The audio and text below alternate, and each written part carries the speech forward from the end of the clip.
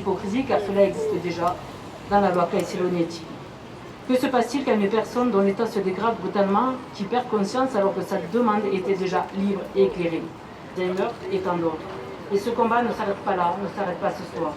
En 2012, place de la Bastille, Jeanne Mélenchon a annoncé déjà que nous lutterions sans répit pour le droit de choisir sa fin et de mourir dans la dignité qui n'ont jamais renoncé. J'ai une pensée particulière pour celles et ceux qui sont partis dans la fausse souffrance sans jamais l'avoir vu advenir. Jamais à personne d'y recourir. Je vous remercie. Merci beaucoup, Madame la députée.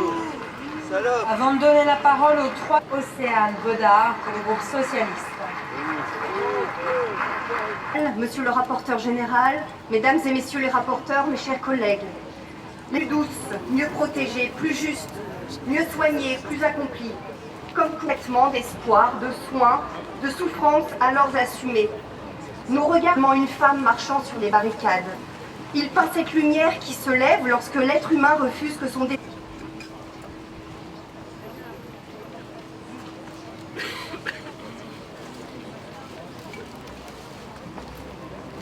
d'espoir.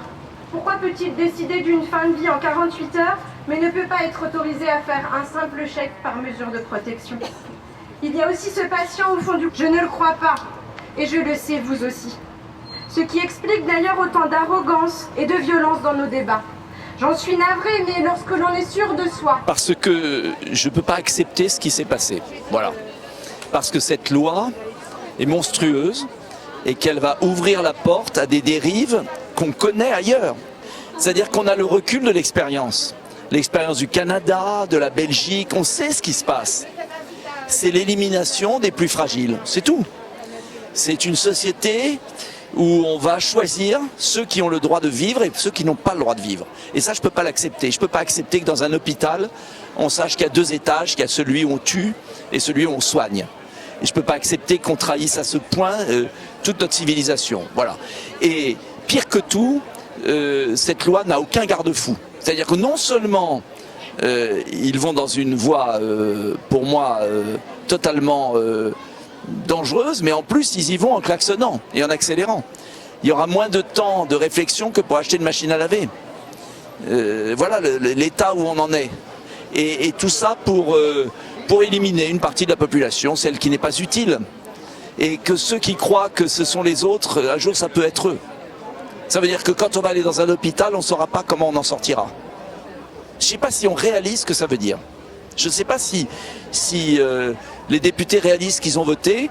Et puis au-delà de ça, sur le plan politique, c'est un bras d'honneur au Sénat.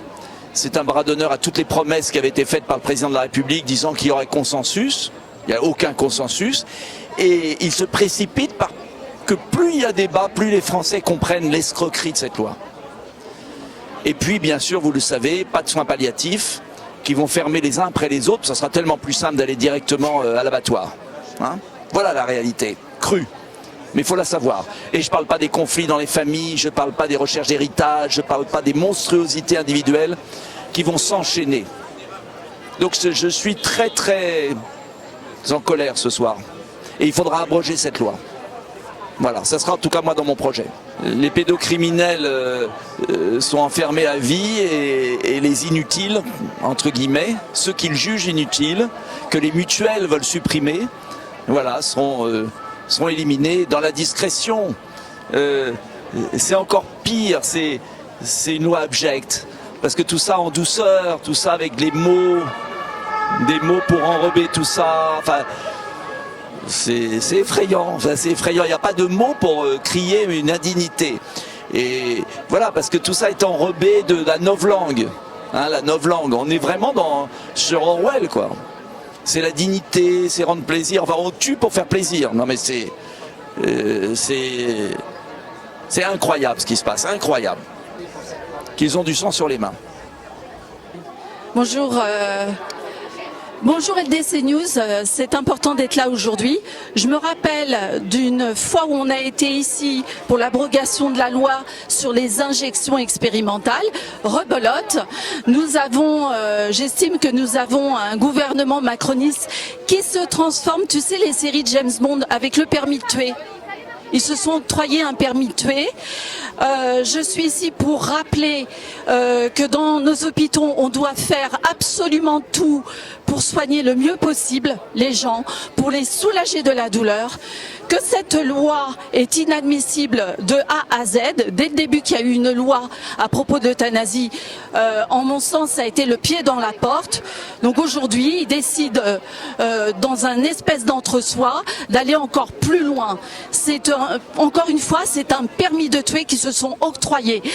D'ailleurs, M. Nunez a pris la parole il n'y a pas très longtemps sur le fait de retirer les caméras dans les commissariats et mettre de plus en plus de caméras en ville. Enfin, on vit quelque chose de complètement antinomique. Tout à l'heure, tu as posé une question très intéressante. J'ai été choquée de la part du parti LFI qui a voté majoritairement cette loi, alors qu'il dénonce les morts qui s'enchaînent, les crimes qui s'enchaînent dans un pays à l'autre bout du monde. Ce que je dénonce aussi, la mort de ces enfants, de ce médecin. D'ailleurs, ce midi, j'étais en manifestation par rapport à ce médecin qui est dans les geôles israéliennes et qu'on torture. Donc je suis contre ce genre de situation. Là, franchement, aujourd'hui, il s'est passé quelque chose de très grave en France. C'est le vote en grande majorité de cette loi, de ce permis de tuer. C'est hyper dangereux. Voilà, je te remercie en tout cas d'avoir été là. Il faut continuer encore et toujours la mobilisation du peuple français contre Macron. Parce que ce projet de mort, il l'avait annoncé dès le début de son quinquennat. Et ensuite, il s'est amusé à opprimer le peuple avec la réforme des retraites, avec les gilets jaunes. Il y a toujours une matraque pour le citoyen qui voudrait plus de démocratie. Et en fait, quel est le projet? Eh bien voilà le projet, que les plus faibles soient condamnés à mourir quand un médecin passera par là et qui dira « Oui, oui, celui-là, je l'ai entendu, il veut mourir ». Voilà. Et vous imaginez que si vous voulez défendre une personne simplement en lui disant que la vie mérite d'être vécue, ce sera vous le coupable. Alors aujourd'hui, je viens ici parce qu'il faut commencer, il faut continuer à se rassembler. Tous ceux qui ont pris des coups de matraque sur la tête, tous ceux qui souffrent du régime de Macron. Aujourd'hui, c'est un peu l'apothéose de ces valeurs de mort. Et c'est aussi le point le plus bas, je pense, auquel arrive la nation française. Donc quand on arrive au fond, il faut rebondir. Voilà, comme vous le savez, je pilote une banderole avec marqué destitution et cette banderole, à chaque fois qu'elle passe sur les plages, les gens me disent que ça les encourage. Ben, le courage et l'espoir, c'est la première étape. Ensuite, il faut s'organiser et que les gens, les opposants au macronisme, d'où qu'ils soient, quelles que soient leurs étiquettes politiques, il faut se réunir parce qu'aujourd'hui, le peuple français est constamment ignoré, constamment, et si on se divise, on n'arrivera à rien. Donc voilà, aujourd'hui, Macron a fait voter une loi de mort, soyons unis, tant pis si vous êtes en vacances, commencez à vous mobiliser parce qu'il ne faudra rien lâcher, il faudra continuer dès la rentrée. Ah, c'est pas les Français qui ont voté pour la peine de mort, c'est vraiment la propagande qui, pas après pas, avance vers cette culture de mort. Si on fait un sondage aujourd'hui, évidemment, personne ne va retirer le droit au suicide. Tout le monde a le droit de terminer sa vie. Mais là, il s'agit d'autre chose. Il s'agit d'un médecin qui viendra auprès d'une personne faible, qui aura vaguement hoché de la tête quand il dira « c'est difficile de vivre ». Et le lendemain, quick, plus personne. Et si vous vous plaignez, et si vous dites que le médecin, il abuse, non, c'est après coup qu'il y aura éventuellement une enquête. Donc aujourd'hui, Macron est là sur une culture de mort. À côté de ça, les jeunes filles qui se font violer, les ados qui se font découper en petits morceaux par les racailles, on dit qu'on manque de moyens. Mais alors quand il faut de l'argent pour aller tuer les gens, et quand je dis qu'il faut de l'argent, après tout, ça peut être aussi des sombres histoires de profit dans les maisons médicalisées pour faire de la place ou pour avoir plus d'organes.